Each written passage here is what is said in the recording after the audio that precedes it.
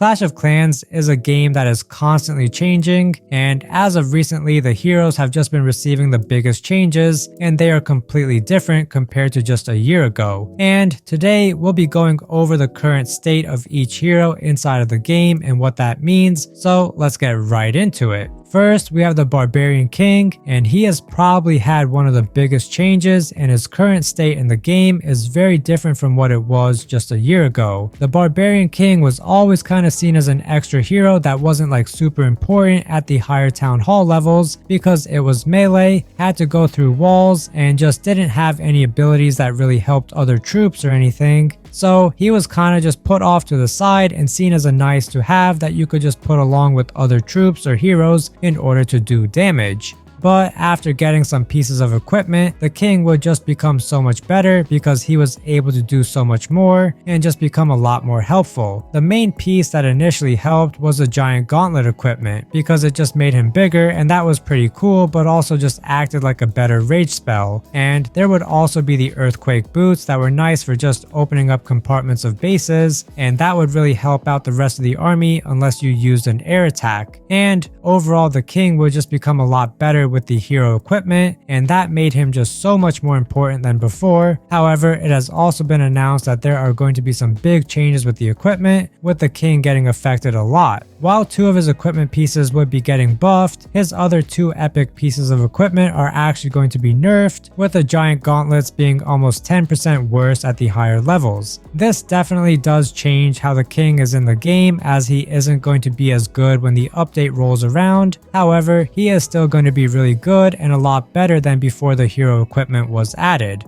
So right now, the king seems to be in a relatively stable state inside the game, and he doesn't really need much changing, especially after the equipment nerfs. So I don't really think that the king will really be receiving many changes in the near future, and we can expect him to stay relatively the same for now. However, the same cannot be said for the Grand Warden. This is a hero that has arguably just been really good ever since he came out, and he has been the most consistent hero. Outside of the changes announced for September, the Warden pretty much never received any changes, and he was the most reliable hero out there, and there are a couple of things that had made him so good. First of all, you had both of his abilities, with the first one being his aura, which would just give a health boost to all the troops inside the radius. This ability was a passive ability as it was always active, and this was a new thing that we haven't seen with any of the other heroes in the game, and this ability was just good because it was easy to use as it was just always a good thing. But then you also had the other ability, which was his Eternal Tome, and this just made nearby troops invincible, and this was a great ability and has been a massive part of the game. Plus, on top of that, you could switch him between air and ground mode, and he also had a really long range, and that stuff just helped make him a really good hero and what made him arguably the best hero in the game. So when the hero equipment ended up being added, he was probably the least affected hero since most people just preferred him how he was, but now he is receiving arguably the biggest changes with the September balance changes. This is because his Eternal Tome ability is getting heavily nerfed, with it being up to 1.5 seconds shorter at the higher levels, and that is a massive amount of time. On top of that, the Healing Tome ability is also receiving some pretty heavy nerfs, with it being 20% worse, which is just crazy. These are pretty big changes that are definitely going to affect the Warden, because these abilities have been pretty much untouched ever since the Warden was added to the game, and it was always seen as reliable, and that is why so many people would base attacks off of using the Warden ability and just timing it right. But the balance changes completely changed that, and the state of the Warden is just unstable. There is a chance that more people will switch over to the Fireball equipment, since that is like his next best piece. However, I definitely do think many people will still try to use the Eternal Tome ability because it is just so iconic and because so many people use it and rely on it, so I think people are just going to have to try and make it work. But there is no doubt that this is one of the biggest changes, and the state of the Grand Warden is pretty unknown, and we'll just have to wait for the update to roll out to truly know just how big of an effect this is going to have. But next, let's move on to the Archer Queen, and she is definitely very interesting. The Queen is obviously a very iconic hero, but she has had many ups and downs, especially towards the beginning before she even had any abilities and before the Queen Walk strategy was really viable. But we have also just seen how her use has evolved over the years and through the town halls, and how you can use the Queen for just about anything, and it isn't like just a Queen Walk with the healers how it was a couple of years ago when that was like massive and everyone was doing it. You still definitely see it a ton around the mid-town hall levels, but the Queen has just evolved into being a lot more versatile, with her being used for various things at the higher town hall levels. And when it comes to the update in September, well, she is probably the least affected negatively.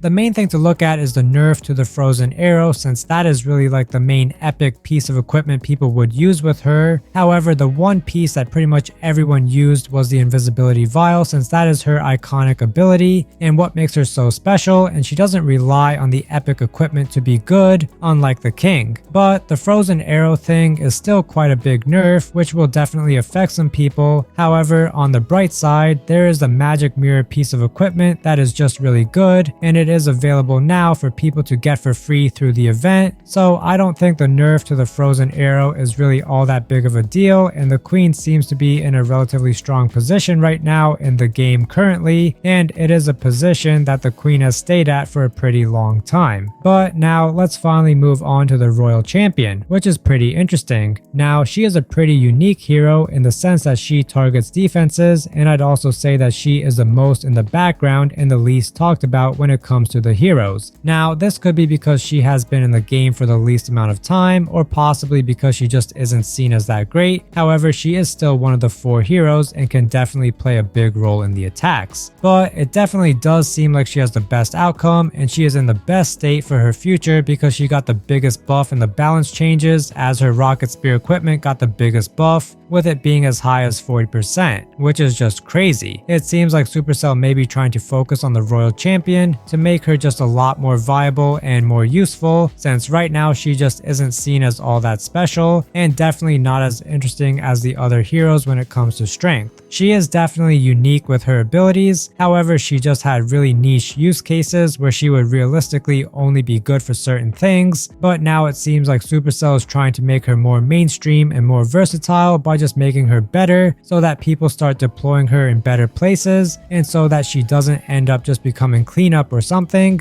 So overall, the Royal Champion seems to be in the best position when it comes to improvement and growth, as she is getting buffed instead of nerfed. But overall, we have seen just where each hero is in the game currently, and there definitely are some big changes coming with the balance changed in September. It is really interesting to see how the heroes have just been changing over time, especially over the last year, as pretty much all of them have drastically changed, and it'll be really interesting to see how they grow and change in the future, as well as what a 5th hero could possibly look like, since I do think there is a strong possibility that we may get a 5th hero sometime in the next year or whenever Town Hall 17 comes out, and it'll be interesting to see how that works with the current heroes. But anyways, that's it for this video. I really do hope you guys enjoyed, and I'll see you all in the next one.